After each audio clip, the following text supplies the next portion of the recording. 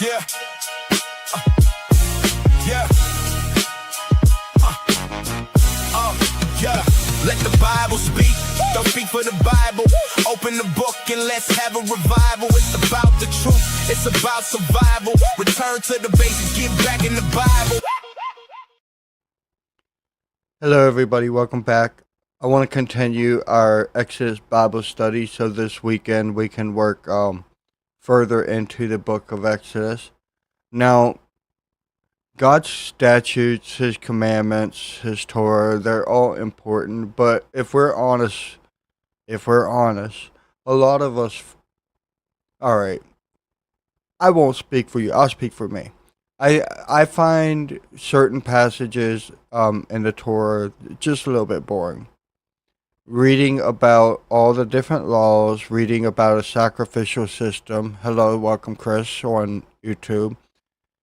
Reading the about a sacrificial system that we don't really use. Reading about the building of the tabernacle. Reading all the different numbers in the book of Numbers, and that stuff gets a little boring. I want to stick with the main storyline. But, brothers and sisters, goes without saying, all these things are important. Because what we learned in the Torah is the foundation for the entire Bible. All the prophets are built on the Torah. Because according to Deuteronomy 13, they cannot teach anything that contradicts the Torah. That's how you would know whether they're true or false prophet. The prophet spoke concerning Messiah, and when Messiah was come, crucified, died, resurrected, his disciples went forth teaching the Tanakh, not the New Testament. There was no New Testament yet. And all that they discerned from the Tanakh agreed with the Torah. So, if you're like me, you find these laws and stuff a little boring. It's important that we learn them anyways, because there's things in the laws that are significant for understanding the prophets and understanding the ministry of Messiah. Like, for example, how would you know Jesus was the first fruit if you didn't study the feast? How would you know the significance of his bones not being broken if you didn't understand the Passover? So, that said, we're going to study this, and may God lead me in truth and righteousness. And we're going to start with Exodus chapter 21. That said, let's move to the scripture. So I want to bring up a couple points real quick, because I told you when the time comes that I'm going to show you that the Torah does discern the commandments. There are actually two covenants in the Torah. I won't get too deeply and detailed with that until we actually get to the book of Deuteronomy. However, I will make references to Deuteronomy today to help you see the difference. So, as you see, there's a cross-reference, Deuteronomy 15:12 through 18. That passage is related to what we're going to open and read in Exodus chapter 21. Let's read a little bit real quick. Well, let's read this first verse. It says, "Now these are the judgments which you shall set before them." What is this word right here? This word right here is mishpat. Mishpat means a verdict. So this is a ruling. This is a commandment. God commands you how to rule in certain instances. But what is the judgment for? That's important.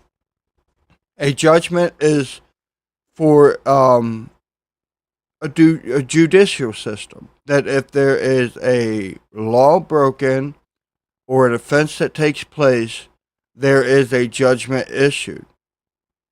One of my key points is that the judgments cannot be enforced. Some of them can be, but some of them cannot be enforced outside of the land of Israel, which is one way that we know what is appropriate for the land of Israel and what is appropriate universally.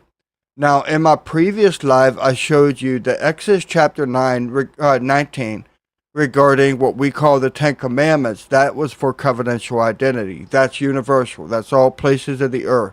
That if you do those 10 sayings, you would be identified as a peculiar people to God above all people, a kingdom of priests and a holy nation, which is the same language applied to us in the New Testament who are not true Israel.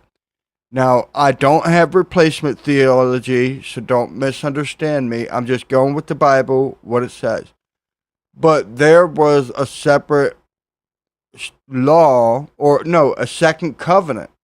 It wasn't so much the covenant of identity, it was a covenant for coming into the land and remaining into the land. We'll get in those deep details later, but what I want to do real quick is I will reference this passage and I will move backwards to show you something, but first I want to read the first section that's actually applicable to that Deuteronomy 15, 12 through 18. It says, "Now these are the mishpatim," if I said that correctly.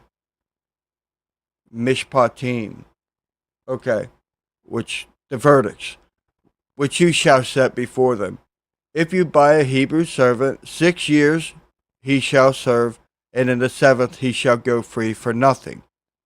If he came in by himself, he shall go out by himself. If he were married, then his wife shall go out with him.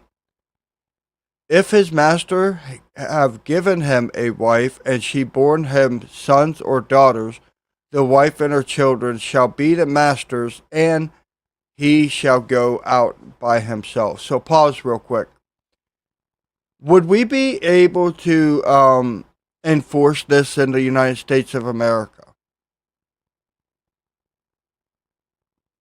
If a man is married and becomes a servant to someone, and after his contract is full, he departs, his wife can go with him, right? But if a man chooses to serve in America somebody over the household, and the master gives one of his lady servants, first off, can a person give another person to a person in the United States for marriage? I know we have traditions of fathers doing that, but like we're talking about not family, giving away somebody else to be a wife. That's a little shaky. But after they are married, if the man wants to go to Kentucky and he's tired of living in Missouri, his wife is not allowed to go with him because the wife and the children belongs to the master. If his master gives him a wife and she has borne him sons or daughters, the wife and her children shall be the master's, not the husband's, and he shall go out by himself. So I'm raising these questions to show you guys how to discern the scripture.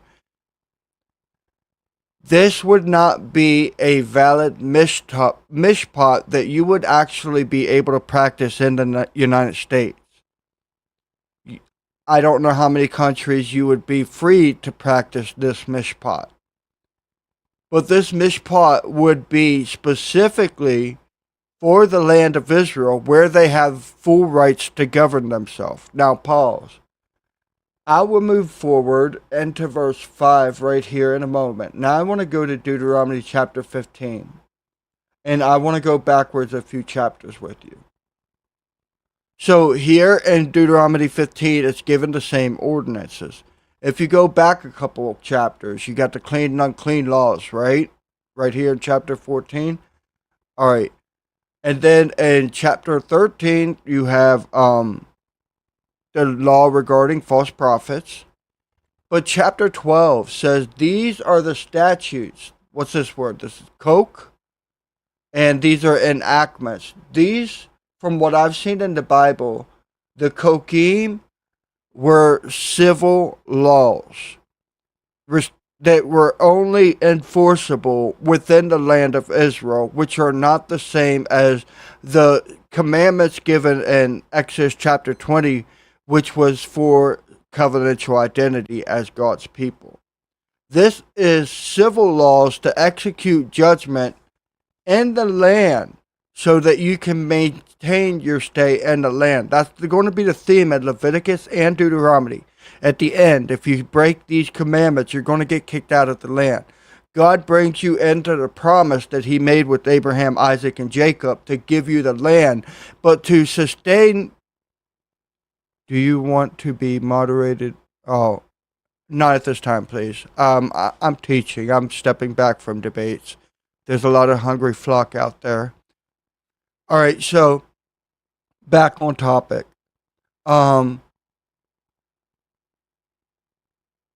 Israel came into the promises to receive the land, but in order to maintain the stay in that promise, God set up statutes and mishpat, verdicts for breaking those statutes.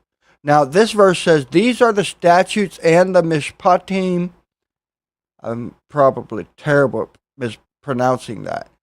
Which you shall observe to do where? In the land. This word right here is eretz. It's H77. I want to see something in just a second. I didn't check on previously. Which the Lord God of your father gives you to possess it all the days that you live upon the earth. Oh, this is a different word. I was thinking, all right, so I want to contrast these two words real quick. I want to learn the difference between these two words. Okay.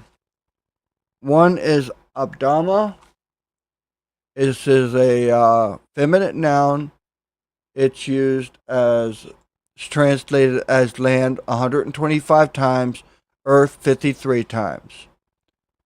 It's ground and land. That's its main meaning. Ground and land.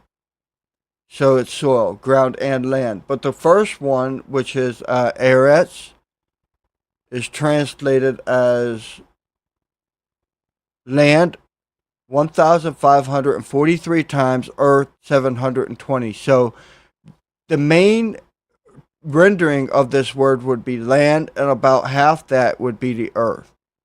This word is ambiguous. So moving forward,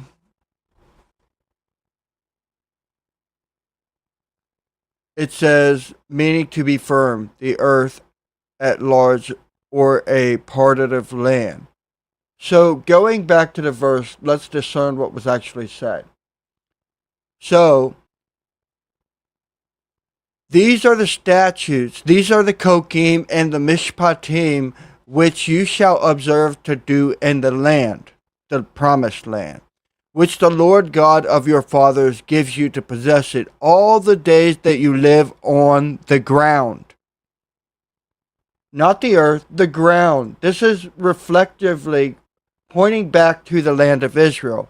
So this verse alone is letting you know that the kokim and the mishpatim is specifically for the promised land of Israel. The land promised to Abraham, Isaac, and Jacob. And Israel has never come into the fullness of that promise. They have never owned the land from the river of Euphrates all the way down to the Nile River. All the way to, I think it's close to the border of Turkey, down to maybe Arabia. My map might be a little bit off, my biblical map. Forgive me, I'm not perfect. But this verse explicitly says that the following commandments or statutes and mishpatim that follows in Deuteronomy 12 is for the land of Israel all the days that they remain on the ground, referring to the land of Israel. This is key. But returning back to Exodus chapter 12, I talked to someone a few days ago about the discerning between the two covenants, and he believes that the two covenants are applicable everywhere, all the time, for everybody. He brought up a valid point. Now, I am a student of the Bible. I don't like to straw man. If I'm going to live logically, I'm going to recognize logical answers. So before we move forward, I want to point backward once again. In Exodus chapter 18, all right, about midway through the chapter, Jethro comes to visit Moses after the deliverance, and Moses is telling us, we'll start with this is Exodus chapter 18, verse, oh, come on, dude.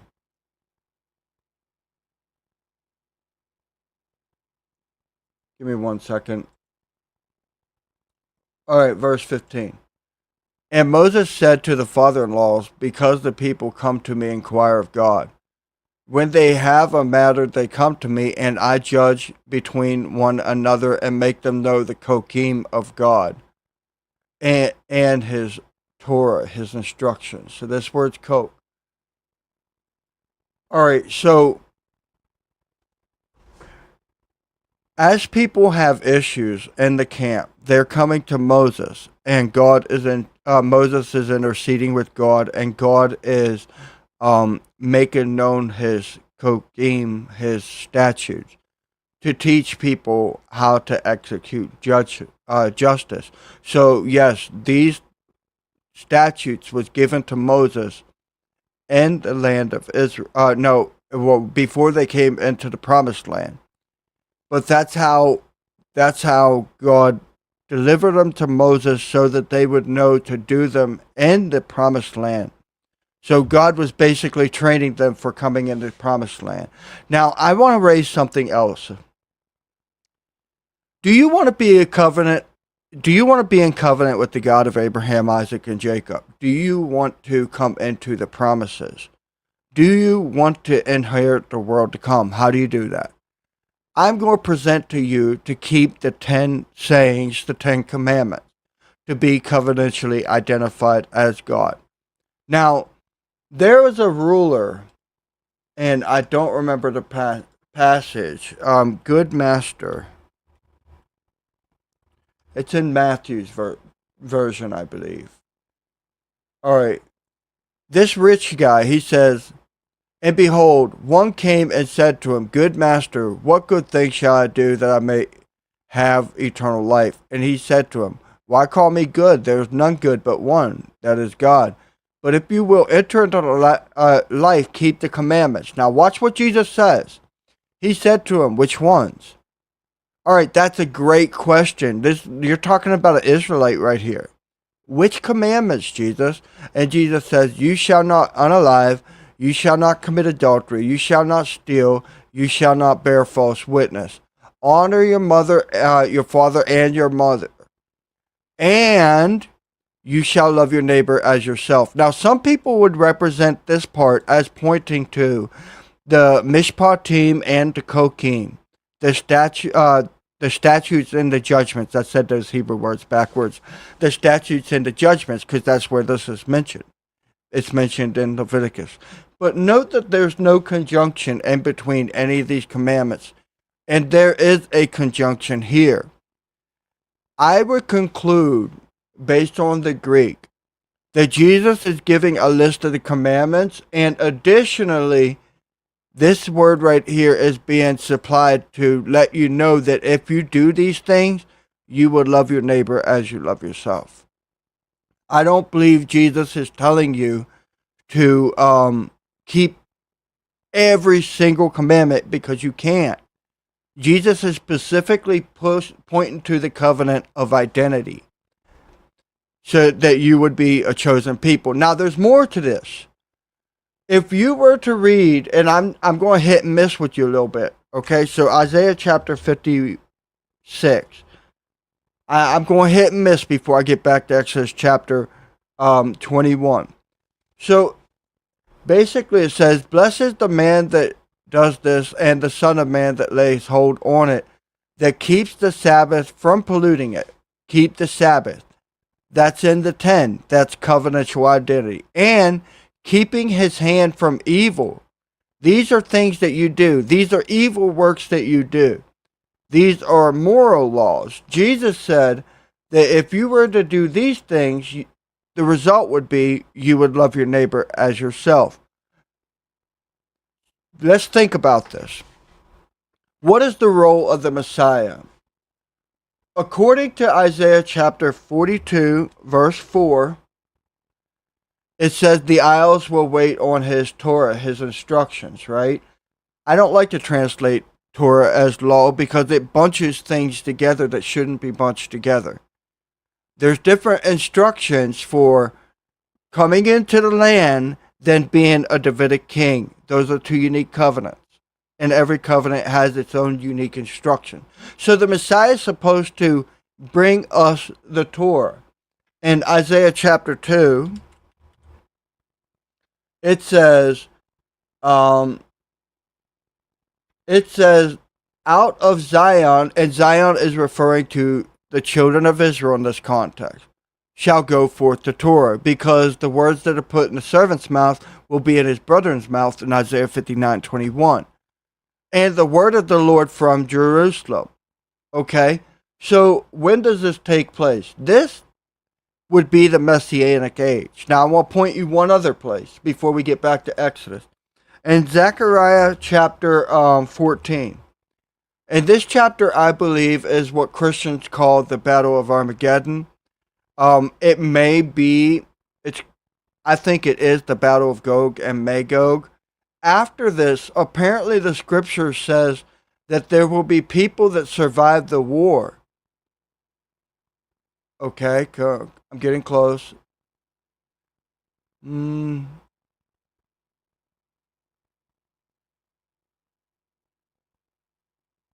Okay, I'm getting closer. It says there's going to be, okay, and it shall come to pass that every one that is left of all the nations which came against Jerusalem shall even go up from year to year to worship the King, the Lord of hosts, and keep the Feast of Tabernacles. Pause. What is the purpose of the Feast of Tabernacles? To remember the 40 years in the wilderness, how they pitched tents, and they dwelt in tents. What was going on during that time? During that time in Exodus chapter 18, God was giving Moses the Kokim and the Mishpatim, the statutes and the judgments. So he was actually teaching them the statutes and the judgments for, according to Deuteronomy chapter 12, for when they come into the promised land, and they shall do them all the days that they are on the ground. So what does the Messianic reign represent? The Messianic reign, the reason you're keeping the Feast of Tabernacles, represents the time wandering in the wilderness. The Messianic reign, you will be in the wilderness. What am I saying? This is metaphorical. This isn't literal. Waiting to come into the promise. What is the promise? New Jerusalem, the world to come. Now, if the types and shadows are consistent that we see with the Exodus, during the time of the Messianic reign, God will be speaking through Messiah just as he spoke through Moses, causing us to know the laws of the land and the judgments for when we come into the promised land, and they will be enforceable in the promised land. So, how do we get to the Messianic reign? We need a covenantal identity, which is why I believe Jesus was pointing back to the Ten Commandments, saying that if you do these things, you will love your neighbor as you love yourself. If we were to be morally correct meaning if we were to be compassionate and merciful and kind and loving, bearing the fruits of the Spirit, we will be fulfilling those 10 commandments. We will be keeping our hand from evil, as Isaiah 56 says, and we will come into the Messianic age. The dead in Christ will rise, and we will partake in that Messianic age. We will partake in that Messianic time of the wilderness, where he will be teaching God's statutes and judgments, which will be applicable for the kingdom to come. Now, this is letting the Bible speak, and I know some diehard law keepers are not going to like what I'm saying, but I want to stress that there's injustice in properly executing what people call the Torah. You guys are forcing things that are not forcible and misrepresenting. If you were to keep the Torah as God gave it, you're not supposed to change anything about the Torah, right? Okay, that's what the Torah says. So, can you keep the feast according to the Torah? No. Why? Because there are ordinances for sacrificial. And if you tell anyone to keep a feast in a way that is against the Torah, you're not telling them to keep the Torah feast. You understand? There's got to be proper discernment. Now, let me lay this out real quick. I'm not telling anyone to not keep anything in the Torah. As I mentioned a few episodes back when Teach Yahweh was on my channel with me for a Bible study, I believe right now the requirement is to come into covenant with God, have covenantal identity with God. But if anybody offers more than what is required, that is a gift to God. And I will never tell you not to offer anything to God. I will never tell you to not offer all to God. If it's on your heart to keep every possible commandment, do so. My concern is whether or not you're misrepresenting it and forcing it on people and waving the condemnation stick over them. Because when you get to Deuteronomy, I think it's chapter 28, it says that if you pervert judgment with the ger would be those that are guests in the gates of Israel. If you misrepresent the judgment and condemn people improperly according to the Torah, you would bring a curse on yourself. So these are things you guys have got to take into consideration. So I'm not telling you not to keep the Kokim. I'm not telling you to keep the Mishpatim, but can you keep the Mishpatim? We'll see. Let's go back to Exodus chapter 21, where we're talking about the Mishpatim, the judgments, which I believe, based on the scripture, are only executable in the land of Israel. So it says, if you buy a Hebrew servant, we left off in verse 4 or 5. Okay, verse 6, and I left off because I wanted to show you guys a couple things. And his master, what is this word master real quick? This is Adon. It's not Baal. That's significant. Just wanted to throw that out there. Shall bring him to the judges. Who are the judges? Elohim. And look, it has a definite article. So it's the Elohim. Don't let a misrepresenter of the scripture says that when Elohim has a definite article, automatically refers to God. That's not true. That's not true. You see it here. Excuse me.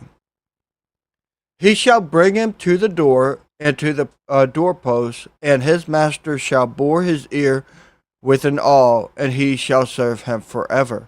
So the servant that wants to go out, if he decides that he wants to stay, and if the servant shall plainly say, I love my master, my wife, and my children, I won't go out free, the master would bring him to the Elohim, bore his ear with an awl, and he will serve him. It says forever, but I want to see, yes. Okay, so this is the preposition lamed, 2 or 4, and this is olam, which is a time outside of mind.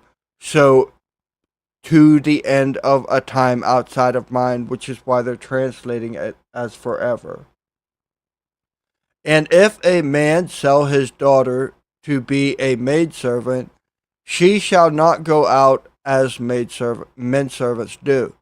So hold on. Can you do this in the United States of America?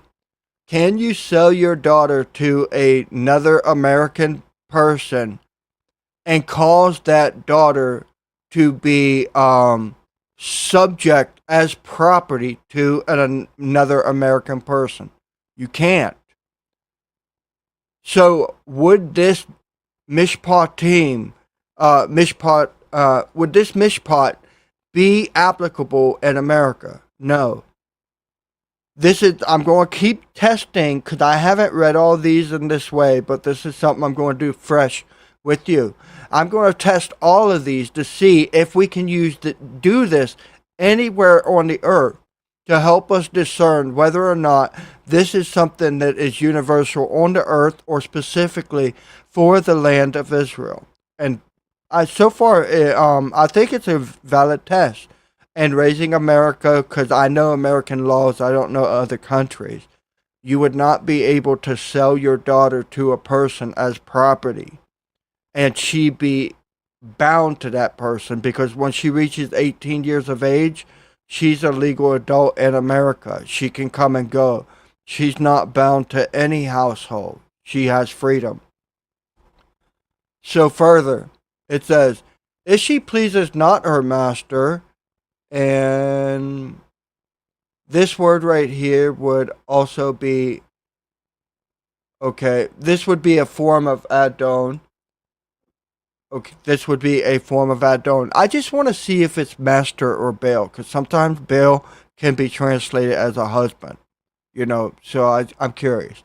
If she please not her master, who has betrothed her, to himself. So hold on. This does sound like a husband-wife relationship.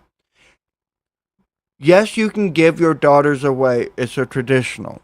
Okay? But is it something that you can do literally? Can I make my daughter marry someone she doesn't want to marry? In the United States, you cannot do that. You would not be able to do this law in the land of the United States. So I want to look at this word just to make sure it is translated properly. I don't jump to conclusions, but it does sound like we are talking about a marriage verse, to fix upon by agreement or appointment, by implication to meet. So to fix a point by agreement or appointment, I guess you can understand this as betroth, because this sounds covenantal. But let me see if it's used how many times for that, because you can be in covenant with someone without actually being married. So it means to meet 7 times, together, assemble, appointed, set time, betrothed twice. So I would say that this verse could be ambiguous for a marriage verse. But there might be other contexts that change my mind. We'll see. Is she pleased not her Lord, who has appointed her to himself, then shall he let her be redeemed, to sell her to a strange nation that has no power, seeing that he has dealt deceitfully with her. So this word real quick for nation, this is this is this, hold on. Did I click the right? No, it is. That means people. Goy means kind of like ethnicity. So he can sell her to a strange people. So what would a strange people be? Not Israelite, if we're talking about Israelite laws, right? It would make no sense for well, I don't want to make that interpretation. Let's just go. So she can be redeemed, and this word redeemed is pada, and pada means the act of redemption, while ga'al is redemption according to the kinsman's law, kinsman redeemer. So this verb explicitly is focusing on the act of redeeming or purchasing something. So he could sell her to a strange people and have no power, seeing that he has dealt deceitfully with her. So if this was a covenantal language, a marriage relationship, could, or even this woman basically is being treated as property. I'm not trying to be degrading, but I'm just going to let the Bible speak. She's basically treated as property. A man could sell his daughter to another man, and if that man doesn't like her, or he can sell her to another man. And the whole time that she is with the first man she was sold to, she can't leave. She's his property. She's bound to him forever. But in America, you can't exercise that amongst people. So that's going to be a common test that I do to see what is applicable universally and what can only be applicable under a Mosaic government. If he have betrothed her to his son, he shall deal with her in the manner of daughters. I'm going to assume. Okay, so it appears that this man sells his daughter as a maid servant, and she will not be able to go out. Real quick, what's that maid servant word? Maybe that's a clue. We may not be talking about marriage at all. I don't use the word betrothed. I think it means marriage, but maybe it doesn't. It's a female slave. Maid servant, female slave, bondmaid.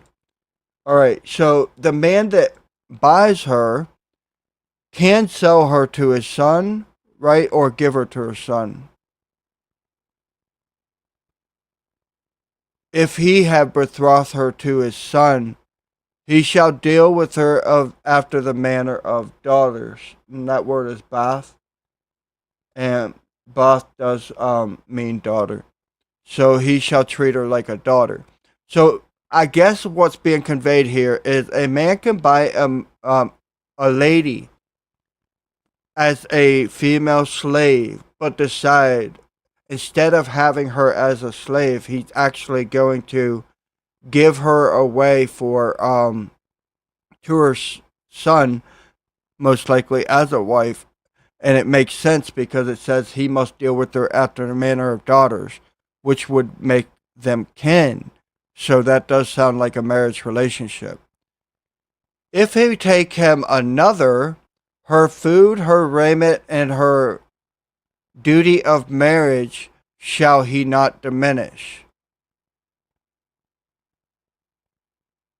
And I'm thinking real quick if this he would refer to the son, because you can't take away her duties. The man that gives the woman to his son has to treat her like a daughter.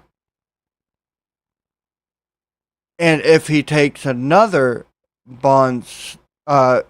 lady bondservant,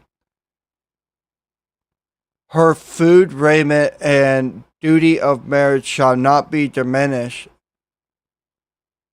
So I'm going to assume that this he refers back to the son.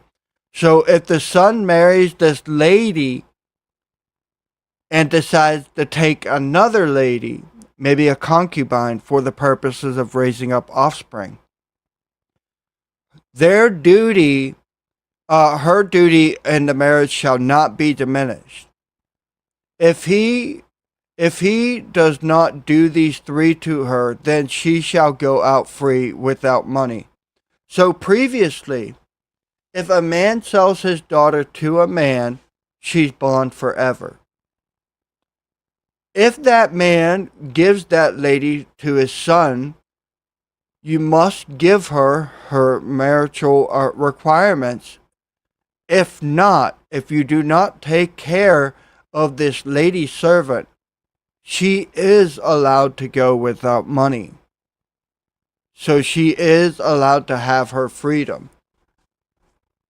So that's interesting right there. So I wonder, and this would be in reference to the son taking another. This would have to do with wifeness. So I wonder up here when it was talking about betrothed, if the context is the reason it was taken as translated as betrothed. Oh, there it is. So this would be marriage relationship. In America, if you marry a woman, shalom, welcome everybody on TikTok and YouTube. In America, if you marry your wife, do you own her forever? No, you don't. She's not property like that, which would be a discerning factor of whether or not you know if this mishpat is applicable broadly or specifically in the land of Israel under a Mosaic government. Now, I've never been married, so I've never been divorced, so I don't really know all the divorce laws in the United States. But if you don't take care of your wife, I know there are laws that you can divorce properly and have to get alimony. I just don't know what they are. But in America, if you were to not take care of your wife or your husband and do your duties, I think that you are allowed to divorce and they would have to pay alimony. So I think that you can kind of see a relationship to this last part and an American law. And that making me reevaluate what I was saying up here about she shall not go out. So if you marry in America, that is a binding covenant, and maybe I'm interpreting going out incorrectly. I'm just being neutral with the text. So maybe it's not, but it is talking about being a bond slave, but there is also a time difference. So regarding my test of is this specifically for the land of Israel or is this universal, I'm going to say right now, based on my second thoughts, that this may be ambiguous. And that's me being as neutral as I can be because I'm seeking truth. So furthermore, it says, he that smites a man so that he unalives shall surely be put to death. That law you would actually see in countries abroad. So that you can definitely do outside the land. However, can you execute that judgment? Now, I'll keep reading, and I don't know if it's going to say exactly who gets to execute that judgment.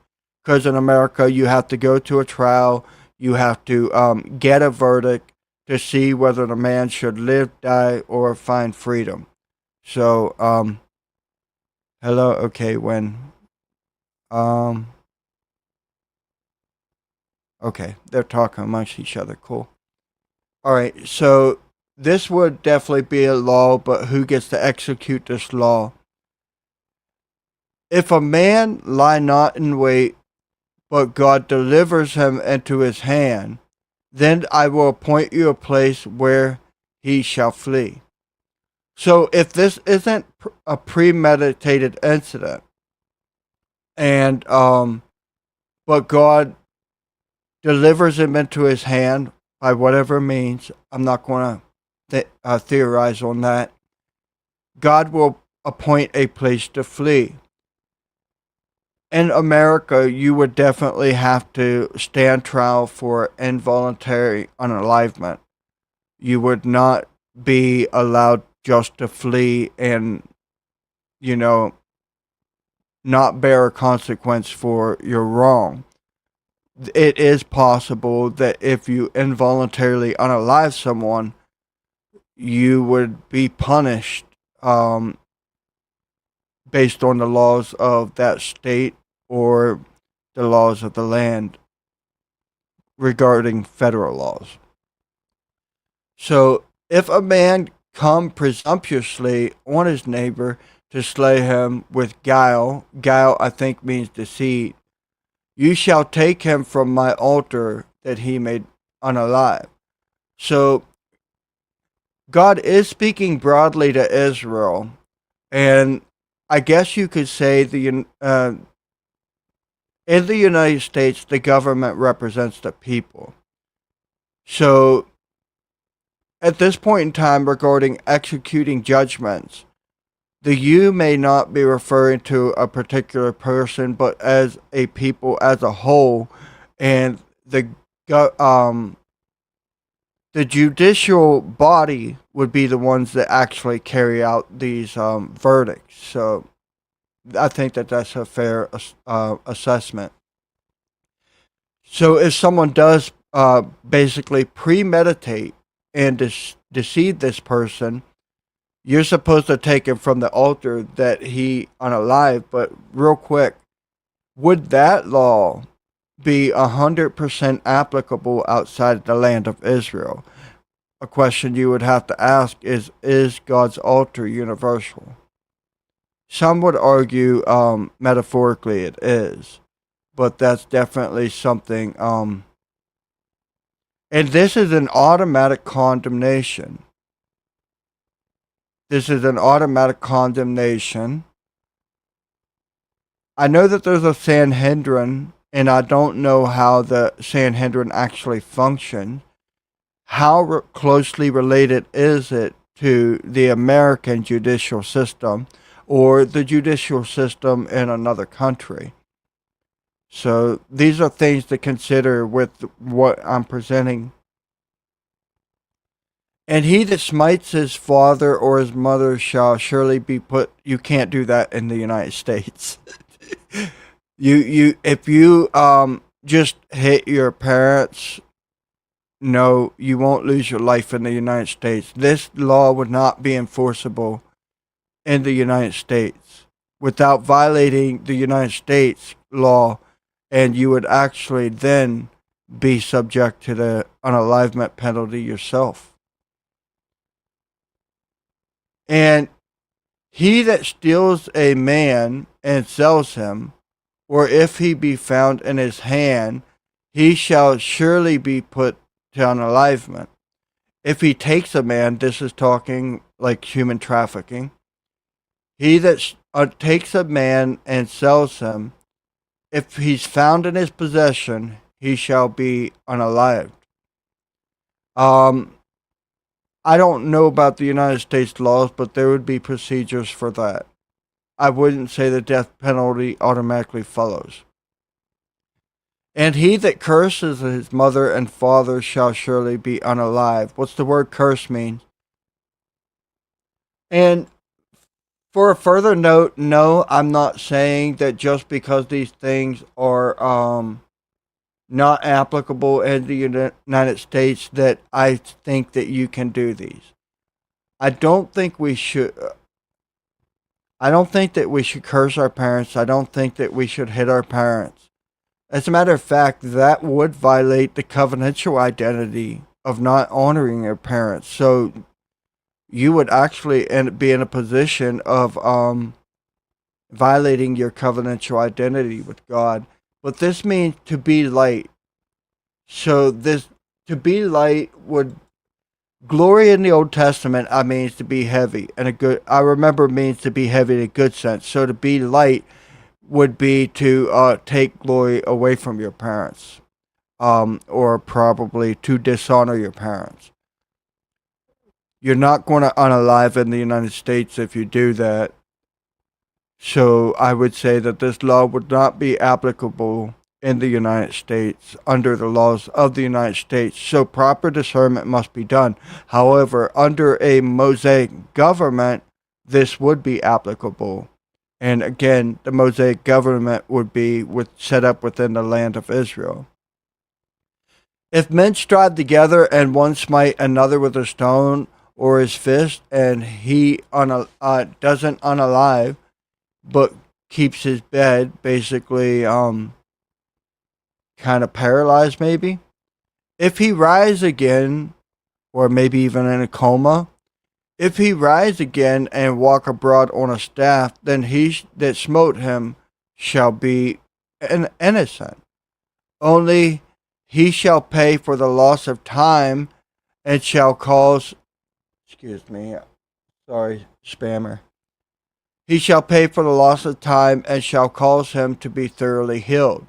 So in the United States, there would be things like this, that if you were in a car accident, hypothetically, and you injure a person, and the person can't go to work, they're hospitalized, there are fees that you would be required to pay, assuming the civil court ruling fell in your favor. And you would have to pay the hospital bills. So that's something that the American government would agree with, that you could actually try to do in the United States regarding civil suits. Whether or not it would go in your favor or not, that's 50-50. The law, Exodus is saying that it's a must. If a man smite his servant or his maid with a rod, and he unalive under his hand, he shall surely be punished. Fair, both places. Notwithstanding, if he continue a day or two, he shall not be punished, for he is his money. So, if I hire you to come cut my grass and you missed a spot and I decided to hit you with a stick, according to the scripture, if you're unalive, I'll be punished. But if not, nothing shall be done to me, because I hired you. You're my money. Is that true in the United States? Can I just go hire people and start smacking them with sticks? No. So I would say that this judgment can't be enforced in the United States. Therefore, it's not universal. And the common theme is God gives Kokim statutes as ordinances for a government, but he also gives Mishpatim the verdicts and the judgments for breaking those statutes. My main presentation, but not just my opinion, I showed in Deuteronomy chapter 12 why these are only for the land. But if you can't do a verdict to a lawbreaker, then that law is not enforceable. At that point in time, there would be voluntary decision of whether or not you want to keep that ordinance, but it would not be enforceable. These are judgments that are given to mankind. God has his own judgments, which would have to do with Deuteronomy. Actually, these here particular judgments would be mankind executing judgment according to God's judgment. One, to be fair, one could say that's agency. So, but you wouldn't be able to do these judgments universally. So would you yourself be a lawgiver? Would God put a law on you that causes you to become a victim of a law? I think in the upcoming context, I think it's in Exodus where it says that you shall not suffer a witch to live. If you unalive a witch, and the United States has freedom of religion, therefore witchcraft is legal. But now you are subject to the death penalty for keeping the law of God. I think an extremist would say, yes, you have to unalive that witch and be a martyr for God. But I don't think that that's God's will. I'm just trying to get people to use some discernment. And I know after these type of lives that I'm holding, a lot of people is not going to like me, but people are too quiet. People are too quiet, and if someone don't speak up, injustice will continue. So, if men strive and hurt a woman with a child so that her fruit depart from her, and yet no mischief follow, he shall surely punished. He shall be surely punished, according as the woman's husband will lay on him, and he shall pay as the judges determine. This one right here is This is Paleel. Paleel. I'm trying to get better with my Hebrew. Paleel. Sorry, Paleel. And this is a magistrate or judge. This isn't Elohim like the previous context. So that's an interesting note that apparently there are different judges in this book. Like there are those declared to be Elohim, and then there are those that are actually magistrate judges. Or maybe it's just using two words for the same people. Reasonable. So if you cause a woman to lose her child, the husband gets to pick the punishment. In the United States, you wouldn't be able to do that. You would only be able to execute the judgment according to the law of the land. However, if a crime in the United States has an option for death penalty or prison sentence, in certain situations, they do lean to or take into consideration the victim's kin's judgment. So you can kind of see a little bit of that in the United States, but it is restricted that the kinsman would only be judged as the law sets the boundaries. He couldn't put his own judgment. Like, for example, let's say that a man loses his child, and therefore he says, you know what? Eye for eye, tooth for tooth. You take my child, I want yours. In the United States, they're not going to do that. So there is a limitations on the judgment that a man could extend for the loss of a child. And if any mischief follow, then you shall give life for life. And I don't know if this would mean that if you have a child, your child must be unalive, or maybe it might be the situation that maybe he doesn't want to alive the child, but rather says, I want your child to be my child. I don't know. It's possible. Eye for eye, tooth for tooth, hand for hand, foot for foot. This would be equal measure regarding justice. Burning for burning, wound for wound, stripe for stripe. And unfortunately, you would not always be able to do these judgments in the United States. If you damage my car, I don't get to damage yours. If you damage my if you damage my Dodge Neon, I don't get your Porsche. You know? So there are different values. Though, if you damage someone's property, you can get the value of your property back again. Usually, with different ideas. You know, like I think it's called the Blue Book value. You won't always get your money back. If a man smite the eye of his servant or the eye of his maid that it perish, he shall let him go free for his eye's sake. So, and this would be both of them. And I was thinking about previously in the passage where we were talking about the female slave, how she can't ever go out unless the guy doesn't provide the marital duties. Maybe this would extend to this. I don't know if this is the same word. I don't really want to waste time to go backwards.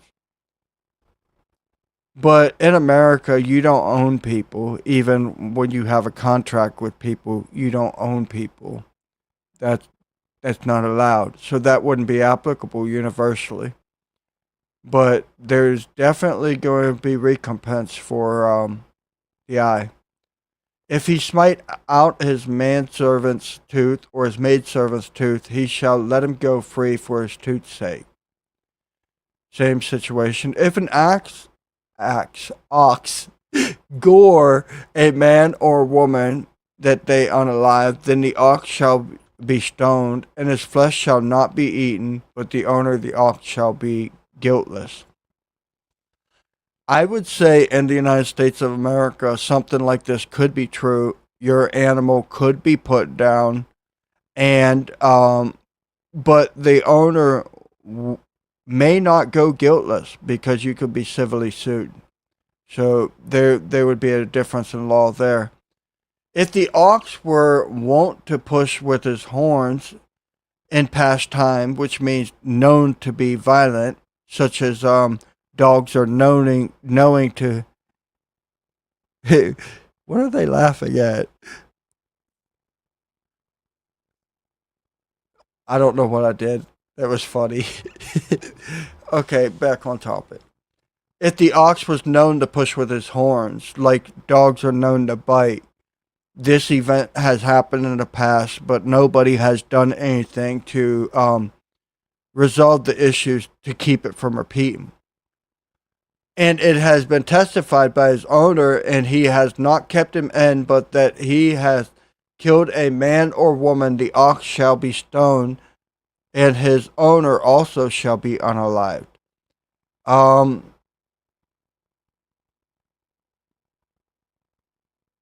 I want to double check here. Oh, it says gore that they unalive. Ooh, nah. In the United States, you're getting an involuntary unalivement for that one. You're not going to be able to put the ox down and get off scot free. Same down here.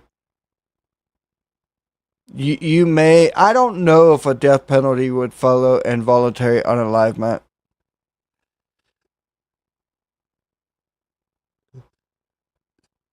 Sorry. If there be, I'm laughing at someone on YouTube. If there be laid on him a sum of money, then he shall give for the ransom his life whatsoever is laid on him. So, in the United States, sometimes they do this. That there would be jail time or a fine, and it's basically saying that, and rather than the ox and the person be made alive, unalive, that person can receive a fine, and if he pays it, he will live. But if he doesn't pay it, he will be unalive. Whether he have gored a son or gored a daughter, according to the judgment shall it be done to him. If the ox shall push a manservant or a maidservant, he shall give to their master 30 shekels of silver. Hold on a second. That's Adon. I'm looking at something here. If the ox shall push a manservant or a maidservant, he shall give to their master 30 shekels of silver, and the ox shall be stoned. I'm thinking about this because of Jesus' crucifixion, wondering if there's a relationship. Because Jesus was God's manservant.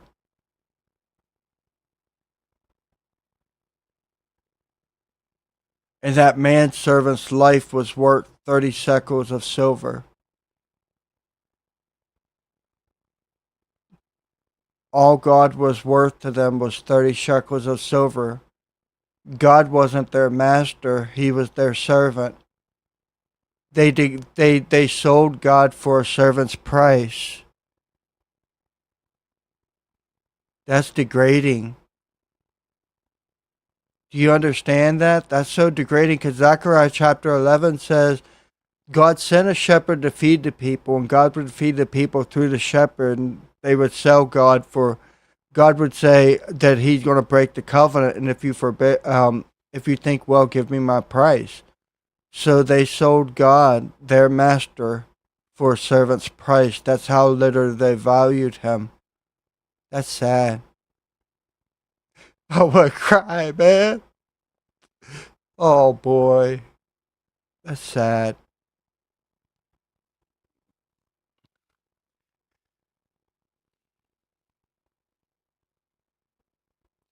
If a man shall open a pit, or if a man shall dig a pit and not cover it, and an ox or an ass fall therein, the owner of the pit shall make it good and give money to the owner of them, and the dead shall be his. And we're talking about animals. So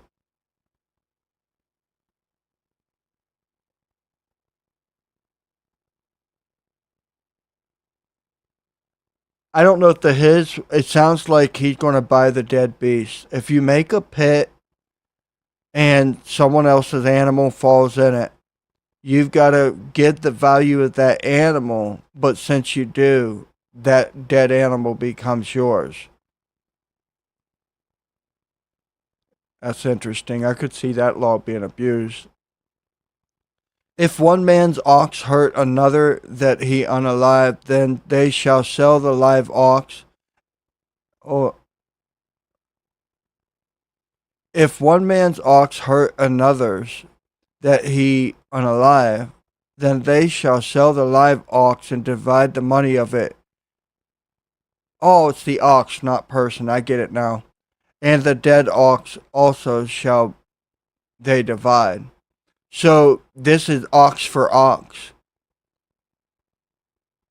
You can't divide a living ox, so you would have to sell it and divide the wages. But the dead ox itself would also be divided. And an ox is edible.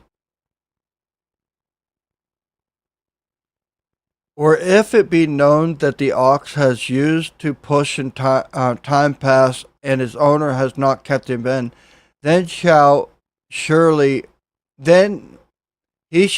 pay ox for ox, and the dead shall be his own. So, if the offending ox is known to offend, he's not going to sell and divide the wages, and he's not getting half of the unalived ox.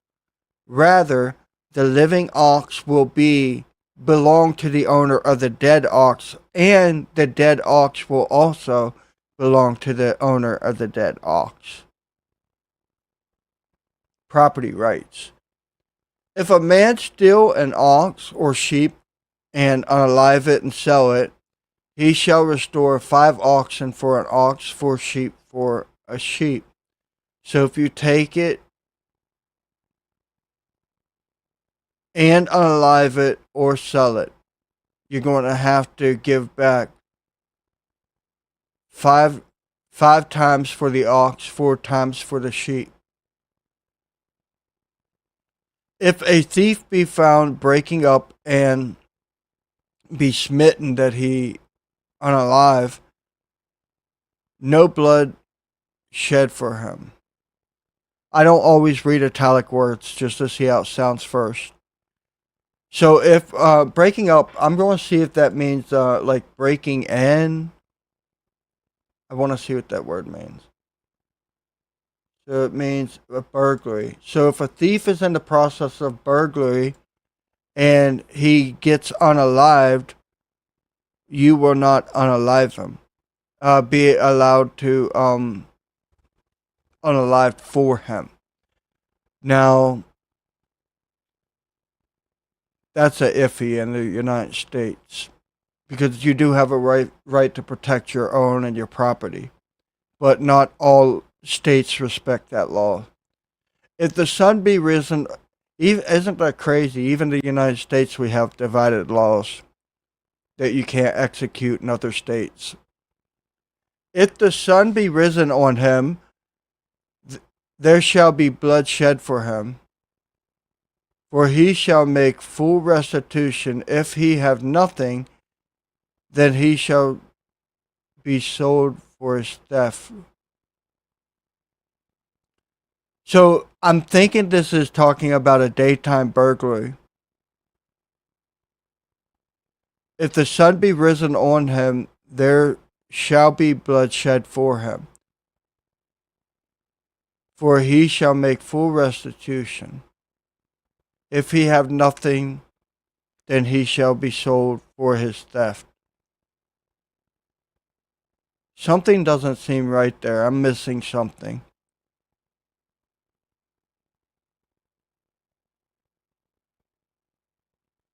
All right, so here, if a thief be found burglarizing, smitten and die, no blood is shed.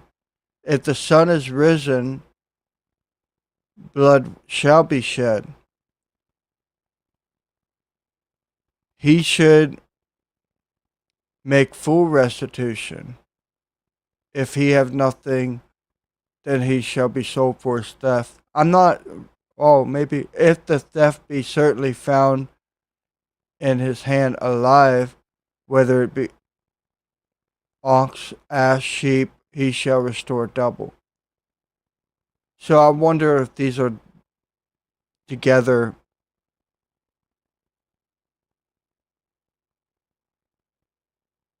If he shall be discovered, he shall be make full restitution.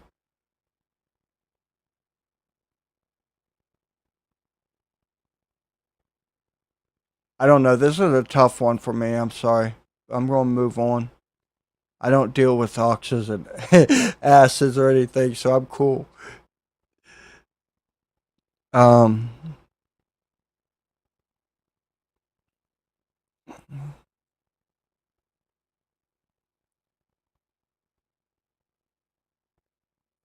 I'm looking. Okay. If a man shall cause a field or vineyard to be eaten, and shall put in his beast, and shall feed in another man's field, if the best of his own field, of the best of his own field, and of the best of his vineyard, he shall make a restitution.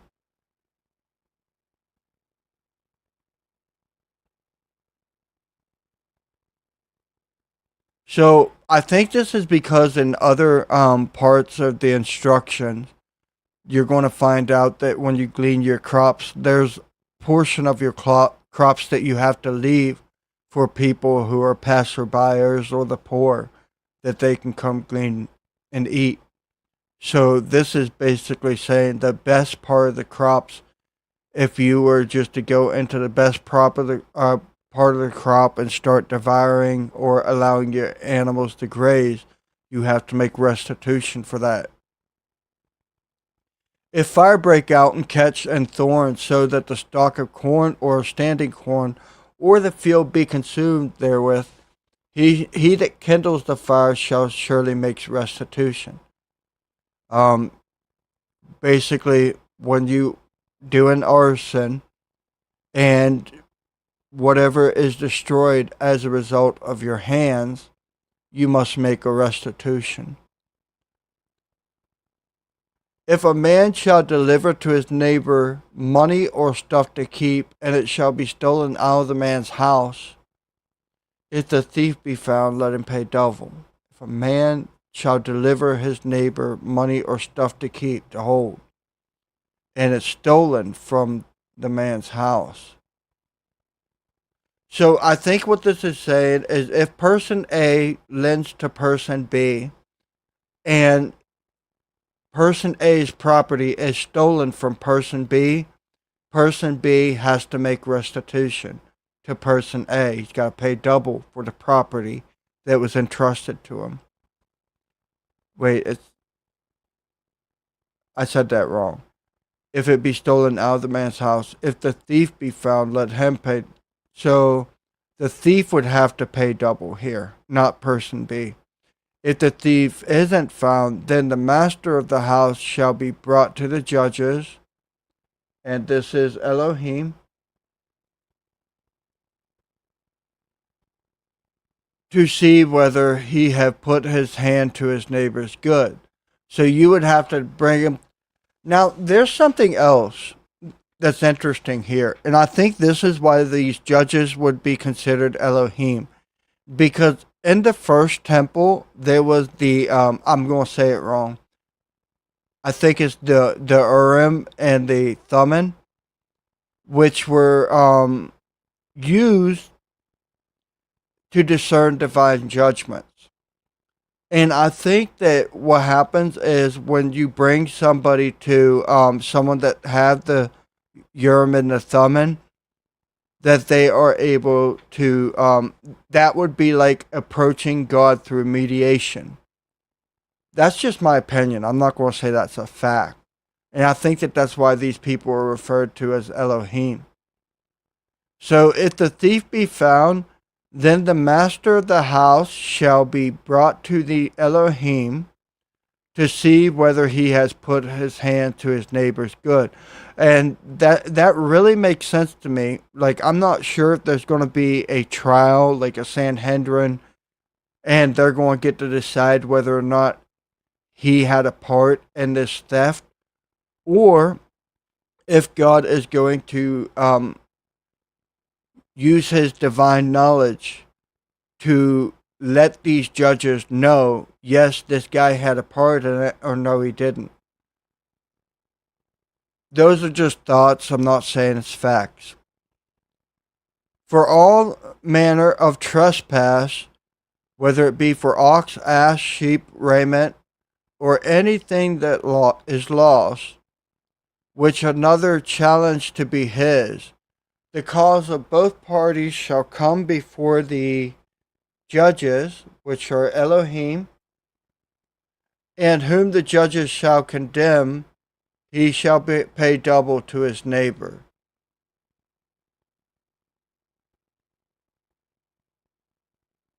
That's interesting. I don't know why it says both parties, because it says if the thief isn't found. If the thief is found, the thief pays double. If he isn't, the owner of the house is brought before the Elohim to see if he had part in it. But now it's talking about both parties will come before the judges. Is that person A and person B, the lender and the one who was lent?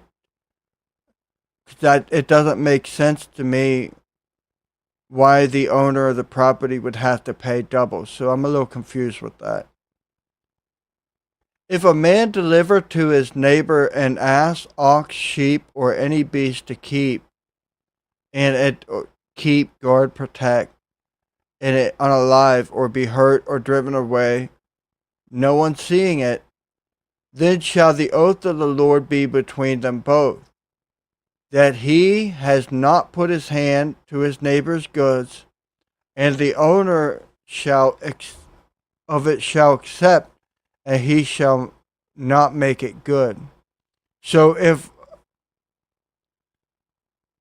property is entrusted to a neighbor and something happens to it that is hurt or die, and no one sees it, there's no witnesses. So maybe this is the discerning factor of previously to see whether he had his hand in his neighbor's goods.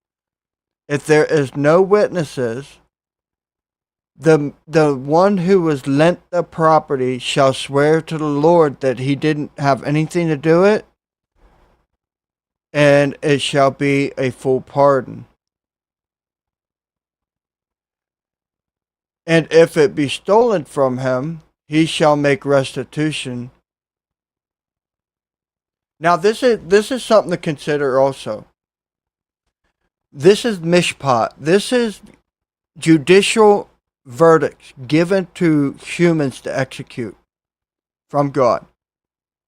But in Exodus chapter 20, those commandments right there for covenantal identity, God himself executes those judgments. And I say that because I believe it's verse 5 that says that God would visit the iniquities on of the fathers on the children to the third and fourth generation.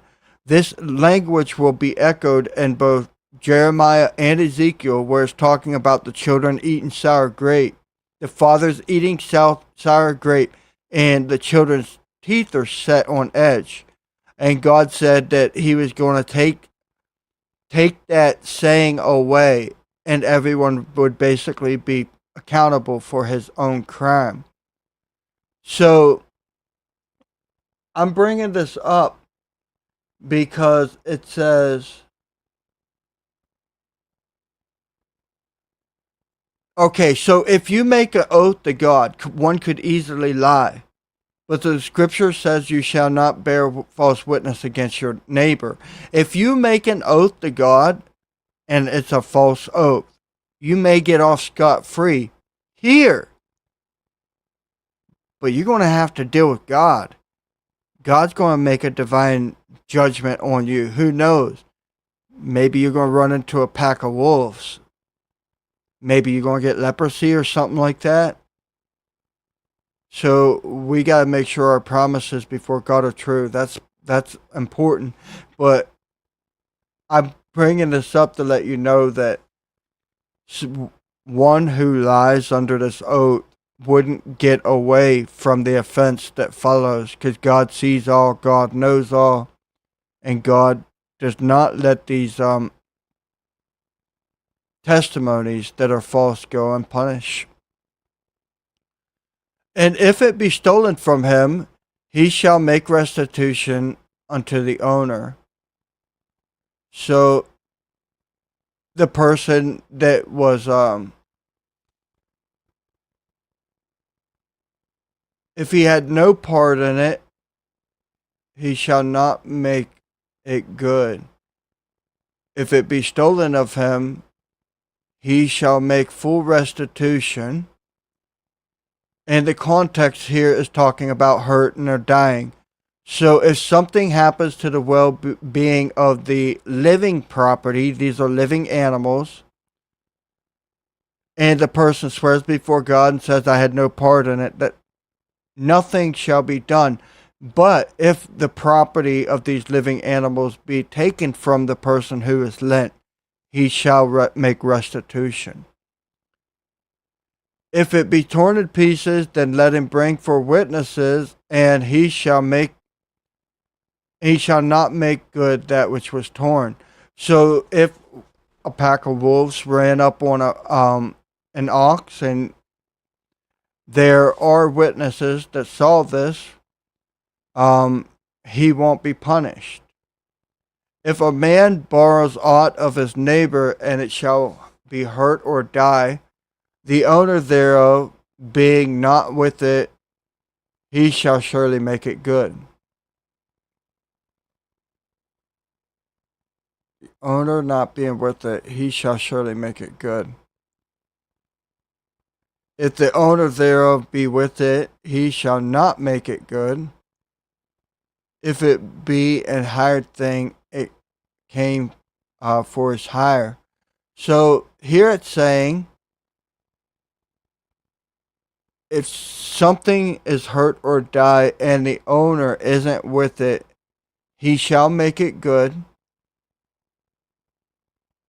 And this is only applicable to what he is liable to. Because previously, if he, previously it says that he swears an oath. If he had no part, there's no penalty. But if he swears before God and says he had part, this would be the result of that. That if the owner isn't present in the situation, the person who is lent is fully accountable. However, if the owner of the property is still present, and the thing be hurt or die, the person who is lent the thing will not be held accountable, probably because the owner is still around and able to protect his own property, I'm guessing. If it be a hired, it came for his hire. I'm not sure what that means. If a man entice a maid, now listen, I'm not advocating for premarital relations, but I want you guys to consider this verse for a few different reasons. Premarital relations can be a problem in other respects, and it's definitely frowned on. We know that. Even in Judaism, they recognize that there's no law against premarital relations, but they refrained from doing it because we were made in God's image. We shouldn't be acting like common beasts. We should be able control our urges and our desires. That's what they would say. But there's passages in the New Testament that talks about fornication that are understood as premarital relations, but have another meaning that gets drowned out because people don't understand that the word translated into fornication actually means to prostitute. And a lot of time those contexts is talking about spiritual prostitution. A good example would be when Jesus says you're not supposed to divorce except for fornication. Well, is there premarital relations when you're married? No, that's adultery. So what is Jesus actually saying? We're talking about prostitution. We're talking about spiritual prostitution. Because, like, if you're talking about prostitution in the most literal sense, that's still adultery, and that's punishable by unalivement. That day, those laws, that land, all that deal. But in the Bible, God did allow people to write a bill of divorcement for prostitution because of the hardness of their heart, meaning God knew that they were going to go into idolatry. You can see, and they were going to mix with people who are not covenant people. You can see this in Ezra, where when they came back to Jerusalem, they started mingling with people of the land, having children, and the children didn't even know Hebrew. And the thing upset Ezra, and he went and mourned before God, and people were chastised, or they felt convicted and repented and put away their wives. Another thing would be Balaam. And the word used as fornication is also used in Revelation to the letters to the churches, that Balaam taught the children to commit fornication. So it wasn't that Balaam said, take your ladies and seduce Israel, that they'll bring a curse on themselves. But this isn't about premarital relations. What happened was when those ladies came into these guys and seduced them, they caused these guys to go after their gods. And that's prostitution. Why? Because when you're in covenant with God, you are sold to God. You belong to God. You are His.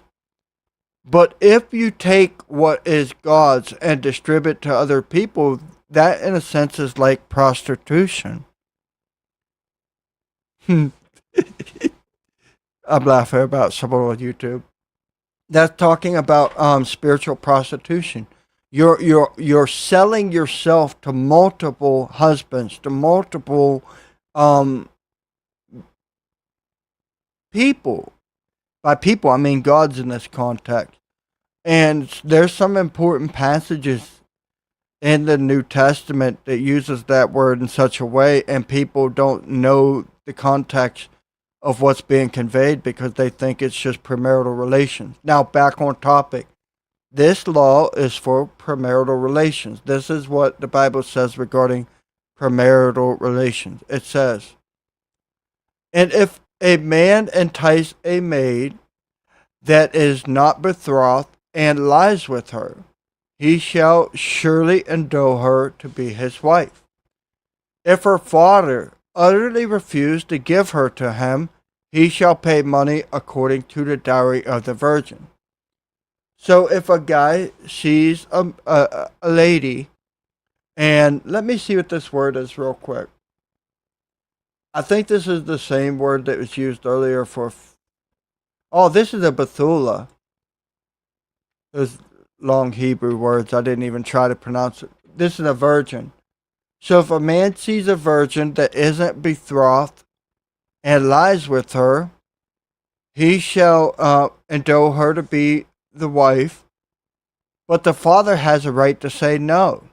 However, virginity is precious, especially in that time, and they have a different marital exchange culture, obviously. So if you take the price away from the virgin, you have to restore the price of the virgin. So though the father has a right to say, no, you can't have her. You don't marry. You guys just go your separate ways. And that's it. You still have to pay the price of that which was lost. Now, there's other laws that will come up later, and I believe this woman would fall under that law at that time, that if a man goes into his wife and finds that she doesn't have her virginity, she's supposed to be stoned because she doesn't have the token of her virginity, because she played the harlot in her father's house. Now, I think the context goes together here to where if she was married off as a virgin, and the groom paid the price of the virgin, but was found not a virgin, she would be unalive for her sin. And then something else about that context, that's discernment. The husband doesn't have to put her through that process. He can just put her away without making a deal of it. I'm not getting into fine details, but what I'm trying to show you is that this lady here who lost her virginity beforehand, she can be married as a non-virgin. Because obviously, if you're looking for a token of virginity, you're assuming she's a virgin. So I would say that this lady that doesn't have her virginity isn't doomed not to be, she isn't widowed forever. She can marry again. She just won't be able to marry as a virgin, and there won't be no dowry. Her father already received the dowry. Now, there are other contexts where God says not to make harlots of your daughters, and I think that might actually be in reference to men who would constantly sell their ladies as virgins. But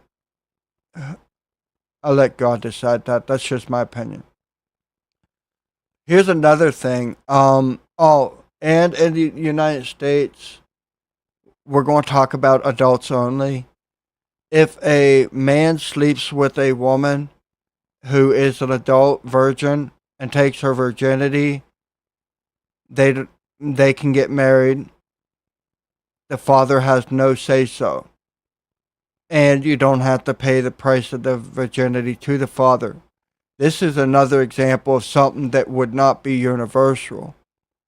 You wouldn't be able to force this law or this judgment in a land that had laws forbidding such laws. So this is something important because God knew Israel was going to be scattered. Do you think he was going to put laws on them to cause them to fall victim to the laws of the land that they were scattered in? I doubt that. But God had two covenants, one for the land to maintain their stay, the other was for covenantal identity. So you shall not suffer a witch to live. We've already mentioned this. You wouldn't be able to do that in a land that don't let you unalive people for maybe freedom of religion. Whoever lies with a beast shall be put to unalivement. You wouldn't be able to execute this in a land that doesn't agree with it. But I don't know about all states, but there are a lot of states that have laws about animals and people being intimate. But I doubt a death penalty is part of that.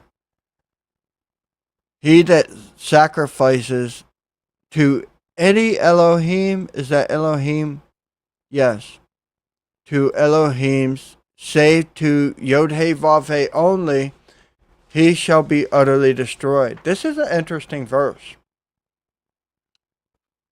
Did Jesus ever receive any sacrifices? Because as an agent of God, he is considered to be an Elohim. This is a way you could distinguish whether he was the true Elohim or just an agent of that Elohim that represents him. But what's this word for destroyed? I want to see. This is Karat. No, Karam. I know Karath is like a divine judgment. It means to seclude, specifically to ban, to devote to religious uses, to be blunt as the nose, to seclude. So it says, if anyone offers to other Elohim, they shall be secluded. I want to look for another translation to see how else this might get translated.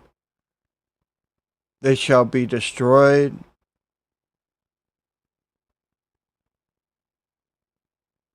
He who is sacrificed unto a god is devoted. That's weird. So these are saying destroyed, but the word means to seclude. So I wonder if that's in reference to be cut off from your people.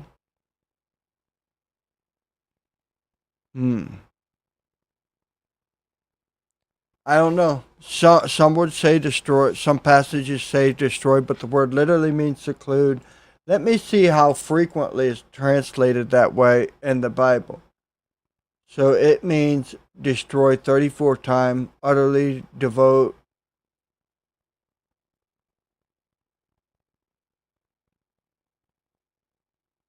Okay, so apparently it means destroyed. I just want to fully understand the verse, so that's why I'm checking into it. You shall neither vex a stranger nor oppress him, for ye were strangers in the land of Egypt. This word is ger. This word is gerim, strangers plural. So Israel was ger in Egypt. And I think that this verse could help us understand what a ger is.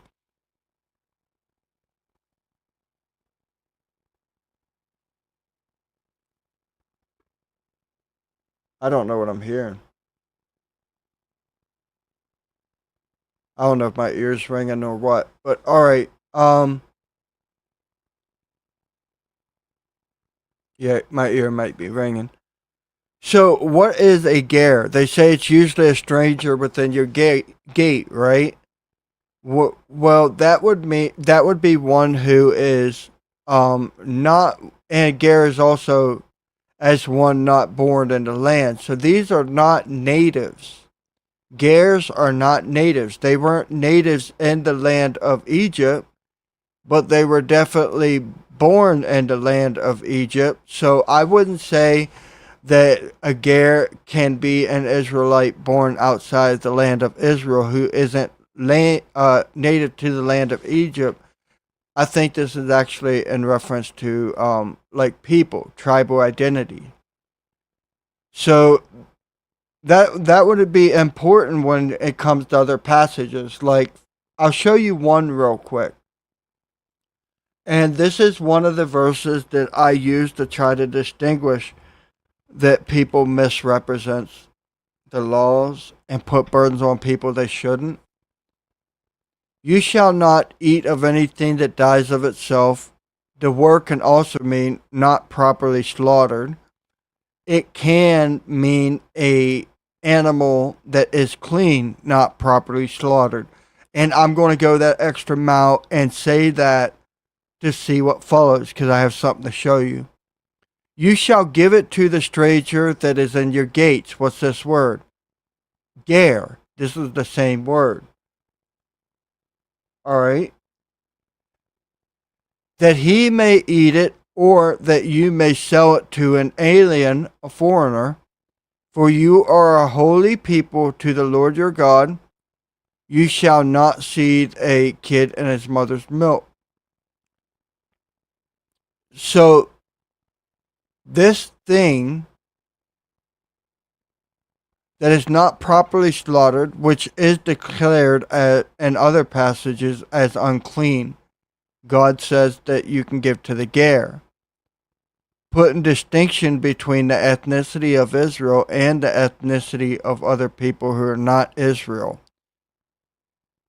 One common thing that really peeves me, if you want to eat clean, I don't tell you not to, but people love to go around beating up people over what they eat, and that bothers me. That's not right.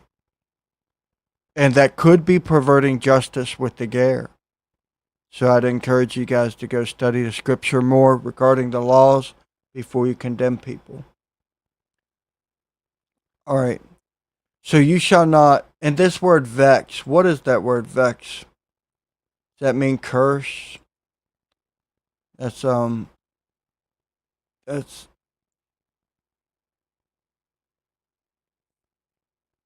you know means oppress, to rage, be violent by implication, to suppress or maltreat, treat bad. So oppress would be a good word to sum it all up. You should not treat the ger badly. For you yourself were ger in the land of Egypt. You should not oppress the ger, because you were oppressed in Egypt. You shall not afflict any widow or fatherless child. Again, I want to see what this word means. This would be sonok, sonos, ona. Oh, I thought that was a different word. Ona. Ona means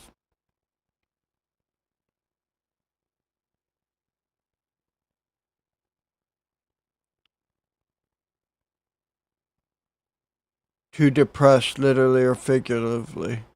Humble. So you should not humble, depress, bring low any widow or fatherless child. Basically minimizing them, making them inferior. If you afflict them in any wise, and they cry to me, I will hear their cry, and my wrath will wax hot. Okay? It's all. My wrath will wax hot, and I will unalive you with the sword. With the sword, and your wives shall be widows, and your children fatherless. So this is a divine judgment God said he would do.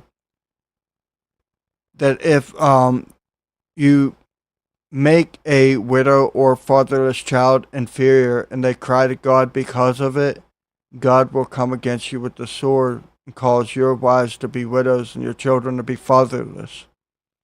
If you lend money to any of my people that is poor by you, you shall not be to him as a usurer, neither shall you lay on him usury. This is talking about lending money and charging interest. Among the brethren, we should not lend money and charge interest one with another. If you at all take your neighbor's raiment, but to pledge, you shall deliver it to him by the sun going down. So, if you were to take a person's clothing as collateral, you shall deliver it before the sun goes down, I would assume because the person would be cold. For that is his covering. His covering only. It is his raiment for his skin. Wherein shall he sleep? And it shall come to pass when he cries to me, I will hear, for I am gracious. You shall not revile the Elohim. You shall not revile Elohim, nor curse the Nasi, the ruler of your people. So the Elohim, or the way I understand scripture, the Elohim are those that represent God, his appointed agents. They are judges. And the Nasi is one who is exalted or raised up. He is appointed by God over the people. You shall not delay to offer the first of your ripe fruits and of your liquors. The firstborn of your sons shall you give to me. Interesting. So, real quick, you shall not delay to offer the first of your ripe fruits. That's talking about a harvest. Um, how are you going to offer God your harvest with no temple? This can't be a universal law. I mean, because like you can have a garden anywhere, but there's no temple, so you wouldn't be able to do this. Doesn't Moses say later not to add to or take away from? If you try to revise God's law in any type of way, that would be adding to it. Would God give you a law and command you to keep it forever if you couldn't keep it? These are things that I'm raising to get you to think, because these things I'm raising because people don't properly discern it, and I'm showing you within the law that there's a way to discern the law. I don't have to go to the New Testament. I'm showing you guys in the Torah itself. And people are putting burdens on people, making fun of people, exalting themselves over people unrighteously. And of the liquors and the firstborns you shall give to me. And I'm wondering if that's related to Exodus chapter 13 about redeeming the child from God. Let's look at this word. Natan. Yeah, this word does mean to give, put, or set.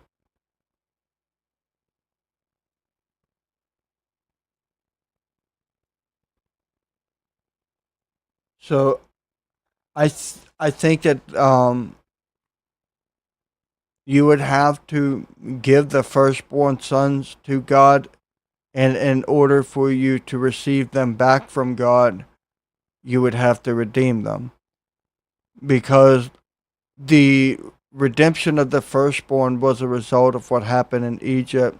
And I told you in my previous study, I think as a result of that judgment, maybe all firstborn always belong to God because of that judgment.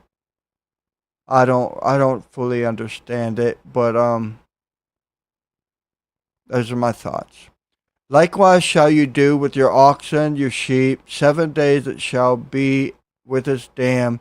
The 8th day you shall give it to me. That's interesting. Because the 8th day you're supposed to circumcise. So I'm wondering if when you give the son, well, that would, all males of your household have to be circumcised, not just the firstborn, so that wouldn't work. But the time frame is interesting. And you shall be a holy men to me, neither shall you eat any flesh that is torn of the beast of the field. You shall cast it to the dogs. And torn of beast. I think this is the same word used right here. 5038. No, it's not. Let me turn on the Strong's numbers real quick. Any flesh? I might be thinking of another verse.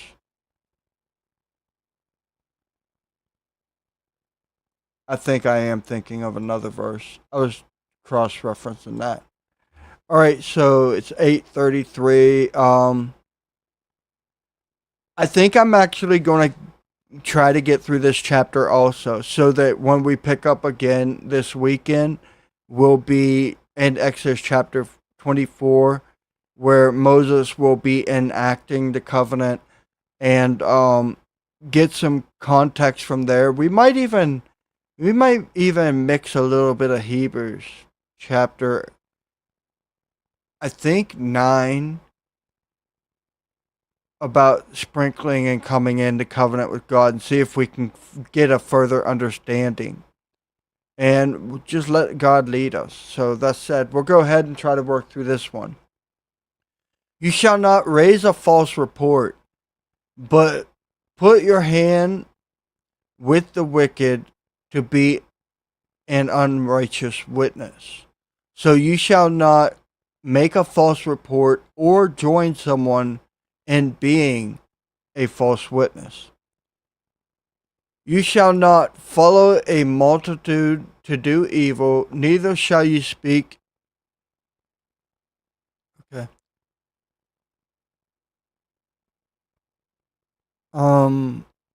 For the Chris on YouTube, sex is how you're supposed to consummate a marriage, but according to the scripture, sex doesn't consummate a marriage because a father can deny the marriage.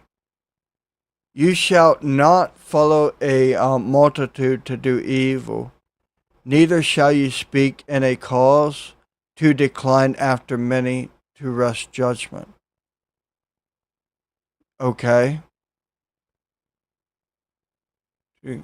After many. So, I want to. You neither shall you speak in a cause to decline. This word here be natha, to stretch out, to stretch or spread.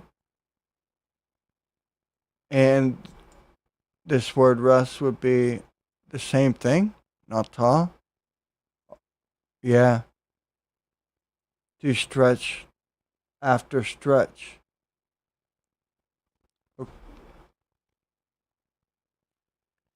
You shall not follow to do evil, neither shall you speak in a cause. Basically, you shall not speak in a way that would result in a verdict not being carried out, I think. I'm not sure. I'd have to do a little bit more research. Neither shall you neither shall you countenance a poor man in his cause. Countenance. It sounds like a facial expression. Does that mean to swell up? So you should not exalt yourself or be prideful to a poor man in his cause. You should not puff up a poor man in his cause. You shall not swell up a poor man in his cause. All right, I'll look at that word. What's that word cause again? Reeb. It means to contest. You shall not swell up a poor man in his detest. So he's detesting something and you're swelling him up. It may not be a good swell up. I can't really put it into words, but it sounds like it's saying that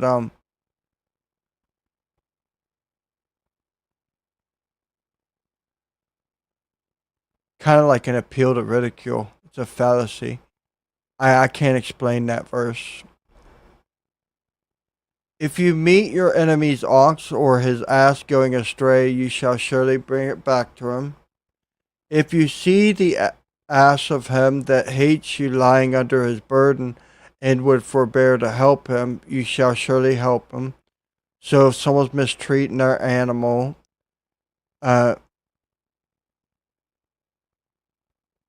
you shall help the animal.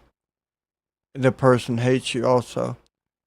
You shall not wrest the judgment of the poor in his cause. I've got to learn these words. I don't fully understand them. Keep you far from a false matter, and the innocent and righteous slay you not, for I will not justify the wicked. Interesting. And you shall take no gift, for a gift blinds the wise and perverts the words of the righteous. You should not take bribes. Also, you shall not oppress a stranger, for you know the heart of a stranger, seeing you were strangers in the land of Egypt.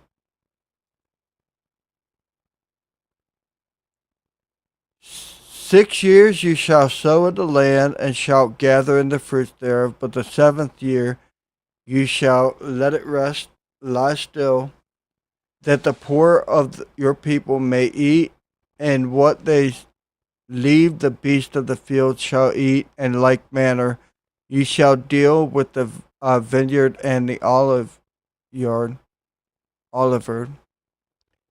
So obviously that's a law of the land. That's the sabbatical years. They wouldn't be executable in the wilderness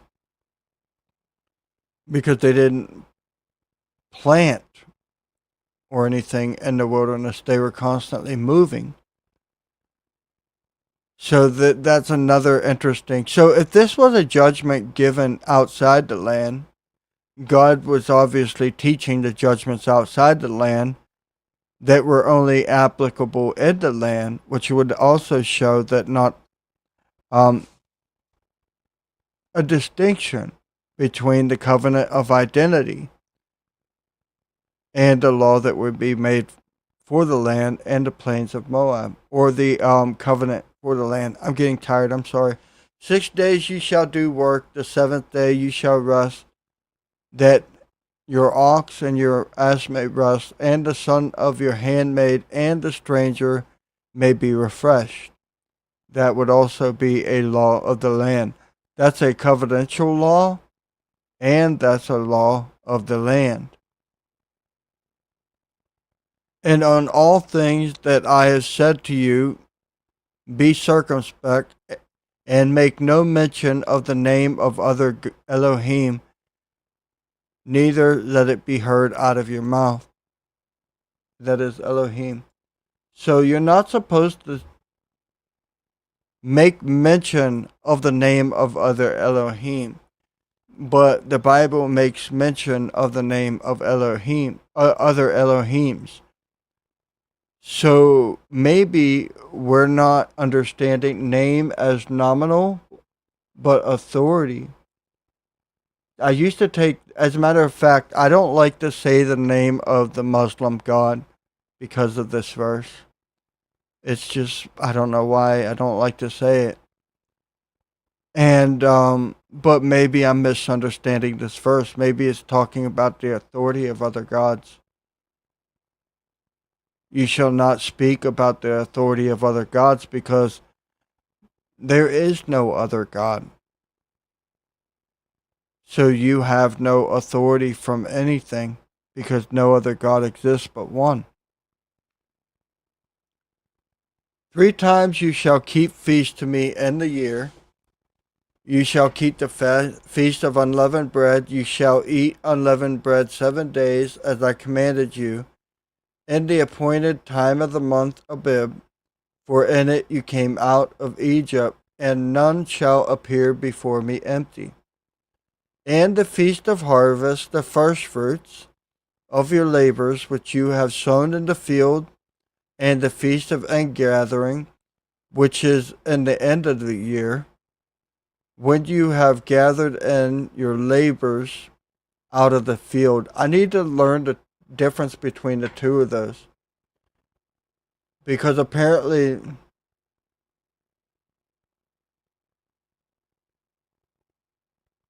the first fruits of your, I need to learn the difference of those. I think those might be significant. Christ is the first fruit from the dead, and the first fruit is your first offering of the harvest to come. So Christ being the first fruit implies that there's a greater harvest to come. So if he's the first fruit from the dead, there's a greater harvest from the dead to come, referencing the resurrection. Now, I need to learn the difference here, because there's a lot of strong evidence to support that around the time of the Day of Atonement would be, or the Feast of Trumpets would be, judgment time. And I'm not going to go too deep into that, But I wonder if the gathering at the end of the year might be about that same time frame, which would indicate the first fruit of the harvest being Christ's resurrection from the dead, and the greater harvest that would come during the time of judgment. Some thoughts in my mind right now I'm going to have to look into. 3 times in the year you shall make all the males appear before the Lord your God. You shall not offer the blood of my sacrifice with leavened bread, neither shall the fat of my sacrifice remain till morning. Okay. Alright, so 3 times you have to appear before God, and you're not going to make a sacrifice with leavened bread, and the fat can't remain till the morning. It must be consumed in that day. And from what I was seeing when I was reading Leviticus, I don't recall them ever eating the fat of the offerings. I think it had to be burnt up. So it's saying that the whole thing must be, when I say consumed, I'm talking about consumed by fire by the morning. The first of the first fruits of your land you shall bring to the house of the Lord. You shall not seethe a kid in his mother's milk. Now, did I just see this? I want to see something. I don't remember if I just read that. 19 and 26. Okay. So, me personally, the mother's milk is what gives you strength in life, right? Sustains you. It's your food. It's what makes you grow strong. So it's nurturing. It's necessary.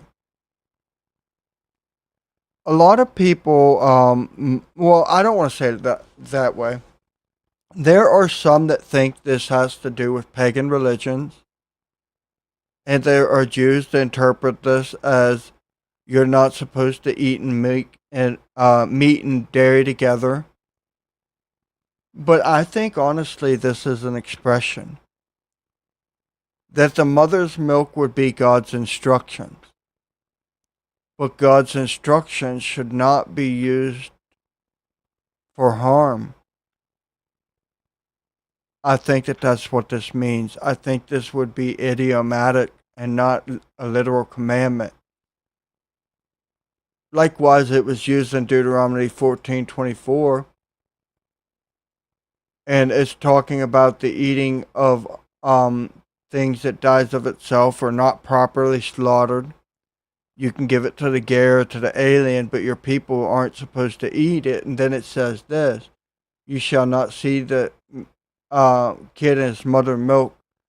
Maybe it's an expression of saying that if the situation is necessary, that God would understand if they did do these things. As a matter of fact, it says that Israel can't eat anything that dies of itself, whatever the Hebrew word is. I haven't looked at it. And in passages, it says Israel cannot do this. Actually, it says it right here. But then it gives in another passage that if anyone does, they're supposed to wash and be unclean 7 days. So maybe that would help us understand that there may be a time that God would consider this acceptable, but it would make you unclean for a time. Just something to think about. I'm not saying it's a fact. So here, you know what?